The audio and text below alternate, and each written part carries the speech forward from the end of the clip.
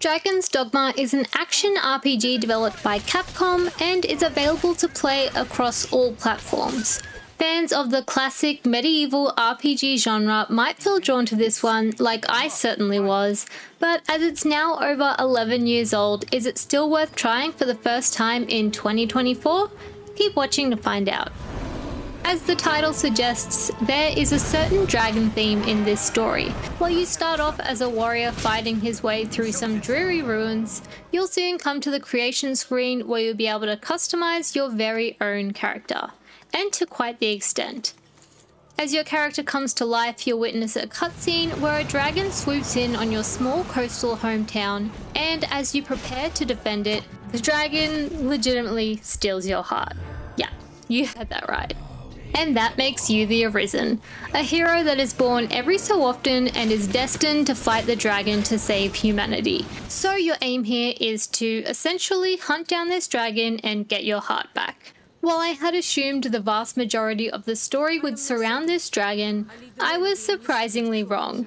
Most of the game consists of helping out random NPCs through a wide variety of quests, and for the main story, you kind of just assist the Duke of the Land, which involves some odd jobs including hunting down some cult members who worship this dragon. While not what I was expecting, the story was interesting and I felt it was the perfect length. Although I will note it does take a couple of hours to really get into the meat of it. Just a side note, but feel free to subscribe to my channel if you haven't already. I post reviews mostly every single week. I actually started this game twice last year and I only got a couple of hours in every time. While I enjoyed it, I found that if I took a break in between playing, I kind of lost interest, as coming back into this game after a while is very confusing and disorientating, as the controls, the map, the quest system, and all of it really is not straightforward. So this time, I absolutely 100% dedicated my time to this one single game, and it made it so much easier to learn and get accustomed to.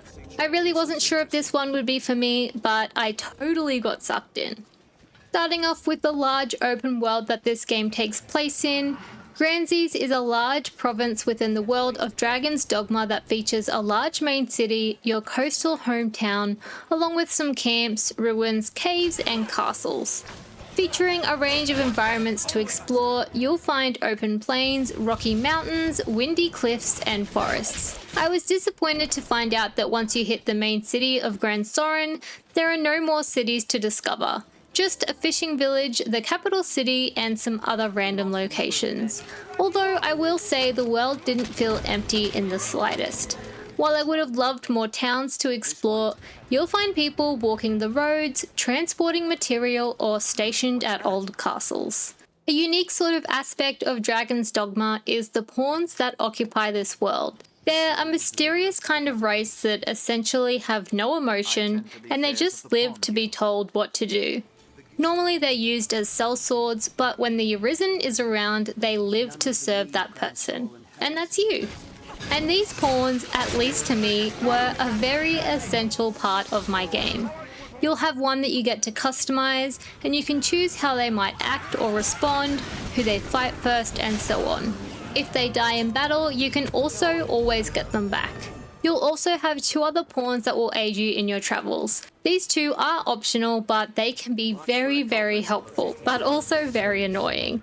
The AI here, I think, is so far beyond its time. These pawns will react to their surroundings, comment on things that you do. If you're heading to a quest location, they'll mention if you're going the right or wrong way.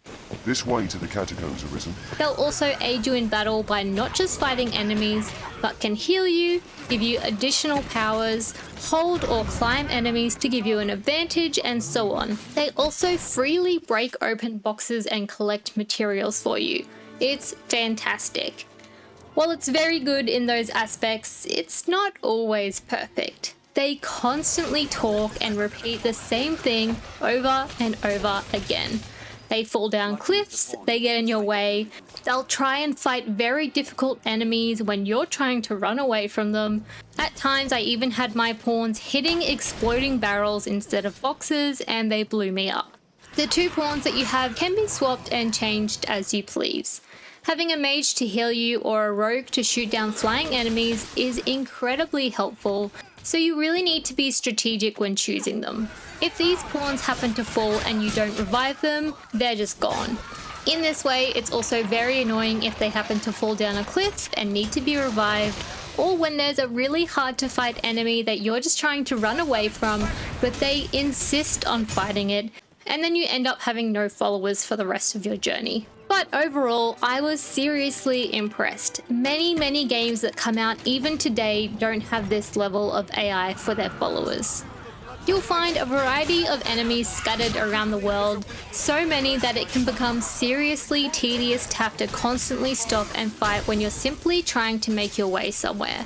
As you level up, it definitely becomes quicker to dispose of them, but it can be quite tricky in your first few hours, especially when you travel a road often and the exact same enemies keep respawning. Initially, it seems like there's a lot of diversity from wolves, goblins, bandits, and more. However, it kind of becomes clear that there really aren't many enemies here. The first boss type monster you'll fight in the initial scenes of the game, I was so impressed by. It's like this lion with a goat on top and a snake for a tail, and you can individually kill off parts of the animal, and it's just so cool.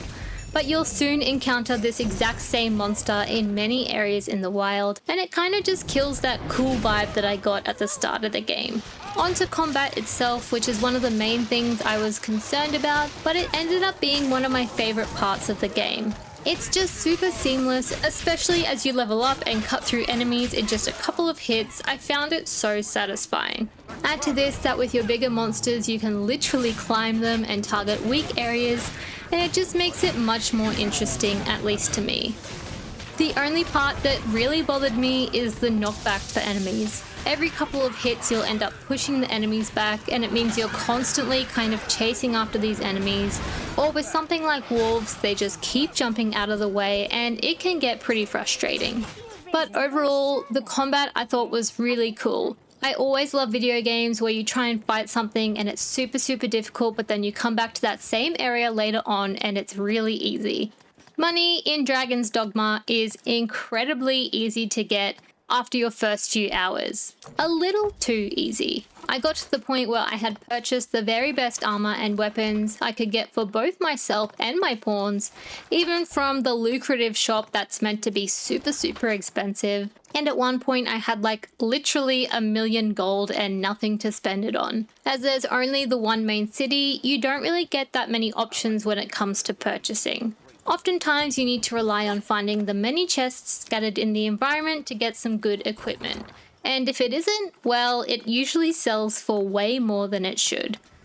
In saying this, I was very happy with how I was able to customize my character with the available armor and weapons. I find being able to do this to such an extent really adds that next level of immersion and role-playing for me. There's a lot of other detail here, such as your class determining what kind of armor and weapons you can use, and as you level up your class, you'll eventually be able to choose a mixed class, which really makes all that combat grinding worthwhile. I was also really happy with the quests in Dragon's Dogma. The range here is amazing. There's following quests, collecting evidence, seizing fortresses, breaking people out of jail, finding cults, and more. There's such a great blend of adding in new side quests as you progress in the story as well, so it's always worthwhile to explore around wherever you go. And for quests, depending on how you do them, you can impact how it ends, and doing one quest earlier on may lead to more later, and so on. A great example of this is I did a completely random side quest for a guy who was looking for this magic book. It was quite a difficult quest, especially in the first few hours of the game, but I did it nonetheless. And after having no more interactions with this guy, he ended up surprising me much later in the game by helping me out with a really tough boss. I did find the quest system quite confusing to begin with. It's not always obvious where to go or how to get there. Sometimes quest markers don't appear or only appear at certain times. It just takes a little bit to get used to. Listening to your pawns talk can also give you hints if you're stuck, which is really cool. Dragon's Dogma was so ahead of its time. I was definitely expecting something much more basic here. While visually you can certainly tell it's an older game, it really doesn't need to be an old favorite for you to enjoy. I got so sucked into this and finished it in a matter of like 4 days or so, and I have never played it before, not counting those 2 times I played for like an hour or so. Anyone like myself who is a massive fan of your medieval type RPGs, 100% you need to try this one, especially in preparation for Dragon's Dogma 2, which I am now extremely excited for. Thank you so much for watching. Please like and subscribe if you found this video helpful, and I will see you in the next one. Bye!